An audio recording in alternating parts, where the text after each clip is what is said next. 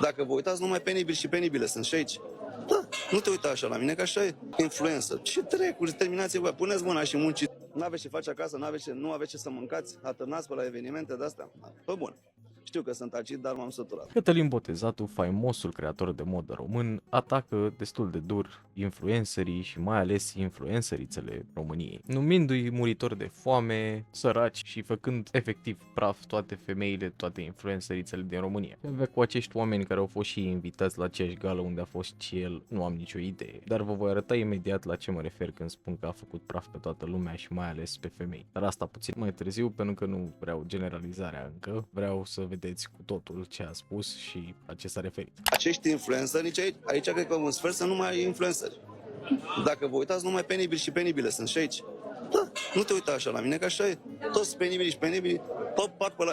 Noroc că aici am văzut că au pus face control police. Influencer. Ce trecuri, terminați-vă, puneți mâna și munciți. Duceți-vă că nu mai avem croitori. Uite, în domeniul meu, nu mai avem cizmari.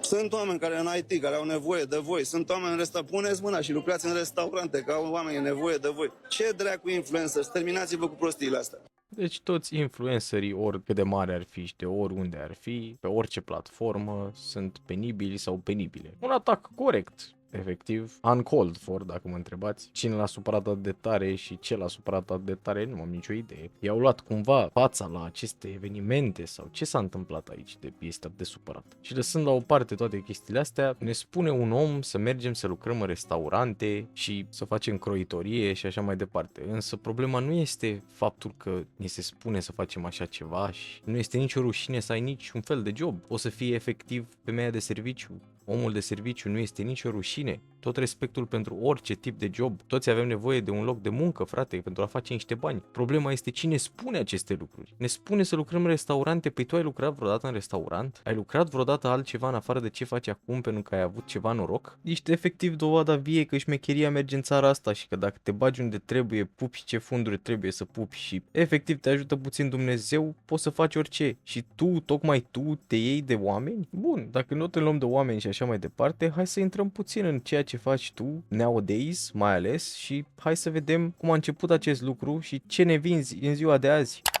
Hai să vorbim despre cel mai misterios designer din România, Cătălin Botezatu, omul care declară pe toate posturile TV că reprezintă luxul, glamurul și rafinamentul absolut, dar care îți vinde haine la Kaufland. Da, ai auzit bine, la Kaufland. Între rafturile cu lapte și pâine găsești colecția Smart Fashion by Cătălin Botezatu la 49 de lei. Chiloții, maiouri, cămăși de la cel care zice că a defilat la Paris Fashion Week și New York Fashion Week. Întrebarea este simplă și sinceră. Ce creator de top mondial își vinde creațiile într-un supermarket? Versace face asta? Armani? Tom Ford? Nu, dragii mei, doar bote al nostru. Și aici începe puzzle-ul fascinant. Omul se laudă cu prezențe la Ritz Paris, la saloanele unde intră doar capete încoronate și miliardarii din cripto, dar când te uiți la ce vinde efectiv, găsești tricouri cu brăduleți și emoji de Crăciun, lenjerie intimă confecționată în China sau România, dar mă îndoiesc sincer și vândută în pachet promoțional la Kaufland. Vă spun sincer că am auzit de această colecție de la Kaufland, dar nu am crezut să fie adevărată până ce nu am văzut acest clip. Însă uitându-mă la acest clip, am putut observa într-adevăr că este complet adevărat ce spune doamna aici, că până la urmă, aparent, nici noi nu avem ce face acasă și ar trebui să ne găsim un job, dar în același timp putem vinde la Kaufland și e tot ok, pentru că de la Paris, de la Milano până la Kaufland nu e așa mare diferență. Iar acum că ați văzut toate astea, haideți să mergem să vedem și despre ce vorbeam atunci când am spus că avem o problemă și mai mare. Nici măcar nu a fost cea mai mare problemă asta. Problema este cum a început să vorbească despre femei. În timp ce vorbea cu o altă femeie, ce-i drept, da, o jurnalistă, dar tot femeie. De ce trebuia să faci asta, nu știu. Afară de 2-3 fete care 4-5 ani să nu le dăm nume, că o să zică, păi prietene tale. Nu, care influencer? Atârnători? Care influencer? Papagali? Cine sunt acești influenceri? Fetele astea botoxate cu țâțele atâta, scuzați-mi expresia, cu sâni atâta, care vin și la un eveniment, în să promoveze evenimentul, mai iau și bani, se promovează pe ele. Pă bune? Cine sunteți voi? Ce lăsați în urma voastră? Pă bune? Cine sunteți? Care influencerițe? Care influenceri? Care? Aveți o responsabilitate? Dați de mâncare cumva la oameni, la familie? Aveți vreun job? Voi? Nu. Poate altceva, cu blow. Terminați cu influențărița, că mă apucă că și cât de curând o să dau cu nume și o să dau cu ei de pămânțani și ăștia sunt oameni disponibili să meargă peste. O să încep cu faptul că nu mi-amintesc ca botezatul să fi făcut vreodată vreun fundraising sau vreo chestie de genul acesta prin care să ajute oamenii în nevoie sau nu înțeleg de unde până unde acest hate și de ce vorbește despre aceste lucruri având în vedere că nici el nu le face. Adică vinzi chiloți și tricouri în Kaufland și te iei de oameni că nu fac gesturi de caritate, dar tu când faci gesturi de caritate în primul rând? Apoi te iei de acei oameni că au venit și ei acolo invitați fiind unde și tu ești. Deci dacă ei sunt atât de lău și nu au ce face cu viața lor și de asta vin acolo să fie plătiți, tu ce faci acolo? Nu ești în aceeași situație?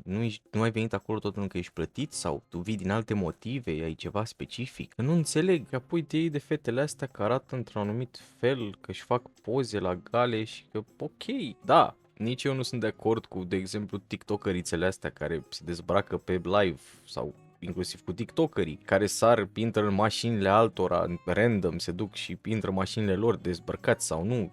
Sunt niște lucruri foarte aiurea și sunt niște challenge-uri extrem de ciudate pe TikTok-ul ăsta și într-adevăr, mulți tiktokeri nu pot fi numiți influenceri pentru că nu este normal. Însă sunt și mulți dintre ei care fac acest lucru, își iau banii din TikTok și din ce mai primesc bani, sponsorizări și așa mai departe și nu fac lucruri de genul și nici nu vin la gale să-l supere pe botezatul că arată într-un anumit fel și își fac și fetele poze că sunt acolo. Plus că, să fim serioși, promovezi emisiuni de genul Insula Iubirii și așa mai departe, nu că ar fi ceva neapărat greșit în asta, pentru că banii sunt bani până la urmă și cu toții știm aceste lucruri. Însă, moral, vrei să dai un exemplu și vrei să spui că fetele alea și băieții care au venit acolo la gală sunt inferiori din anumite puncte de vedere, îți sunt inferiori doar ca nume, poate, și ca cifre în trecut, pentru că în momentul de față nu știu cât de diferiți sunteți. Încearcă și oamenii ăia să-și facă traiul și să-și facă o imagine ce pe viitor i-ar putea ajuta fiind la o gală de genul acesta, însă tu nu iei în considerare aceste lucruri și efectiv te iei de ei, ceea ce mi se pare absolut aiurea. Și dacă vrei să vorbim și despre botoxate și alte lucruri de genul acesta, hai să vorbim și despre aceste lucruri, pentru că ataci niște lucruri foarte bizare de atacat, mai ales că nu ești cea mai potrivită persoană să ataci aceste lucruri, sincer. Și o să dovedesc imediat despre ce vorbesc. Fix tu vrei să vorbim despre femei botoxate și tunate în toate părțile, cu acei sâni mari de care tot vorbești? În cazul de față nici măcar nu ai ales-o așa, nu s-a făcut singur așa, ai făcut-o tu așa. Cine a plătit pentru toate operațiile și cine se lăuda cu soția extraordinar de frumoasă prin media și peste tot și a dus-o și la Playboy inclusiv? Dacă nu-ți plăceau botoxatele, nu o făceai așa, frate, nu știu cum să-ți spun. Și să fim sinceri, după a avut și niște reacții destul de interesante la adresa ta, după cum putem vedea și aici. Părțile se întâmplă, este ceva normal, nu zice nimeni nimic, însă să aibă așa o reacție după mulți ani de la despărțire e ceva interesant. Și vă mai dau niște exemple dacă tot doriți. Bine că ea nu e botoxată. În niciun caz, arată perfect natural, cum orice femeie naturală arată. Și dacă mai vreți, mai avem și pe Vanda aici. Este un avocat foarte bun, bine că nici ea nu este botoxată, bineînțeles. Deci, să vii chiar tu să vorbești despre acest lucru și să te iei de fetele alea că au și ele botox, mi se pare absolut ireal și sper că am dovedit acest lucru prin aceste imagini. Nu sunt fan Romania, n-am fost niciodată fan al lui și nici nu o să fiu, însă a spus niște lucruri destul de adevărate și cred că ar trebui să adaug asta în clip, deci. Asta se întâmplă de 12 ani. De ce e toată lumea în comentarii? Cineva trebuia să o zică. Nu eu, dar cineva trebuia să zică. Ce m-a răcorit! M-a răcorit! Hai că m-ai răcorit! Se întâmplă de 12 ani. Eu după primul meu video am pus un video, la al doilea video deja top comment, dar de muncit când? Dar hai, treci la sapă! Faptul că oamenii nu înțeleg ce-i muncă, asta e o chestie veche. De ce acum ne minunăm? Sunt și influențe care nu-și fac treaba în domeniu normal, ca în orice domeniu. Dar hai să nu ne comportăm ca și cum s-a zis cel mai mare secret, Doamne! E un subiect tabu.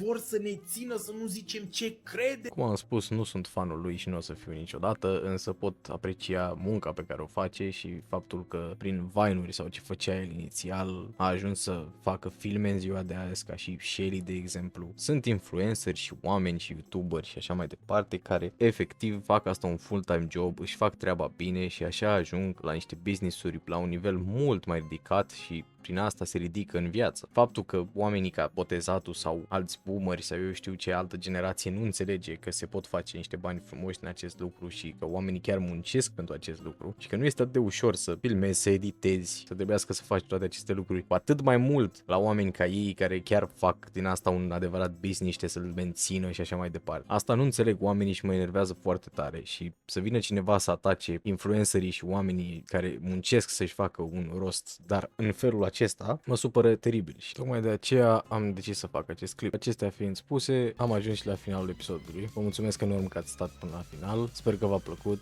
Nu uitați să dați un subscribe și un share, m-ar ajuta foarte mult. Am mare nevoie de acest lucru. Haideți să creștem canalul și ne vedem data viitoare. Ciao!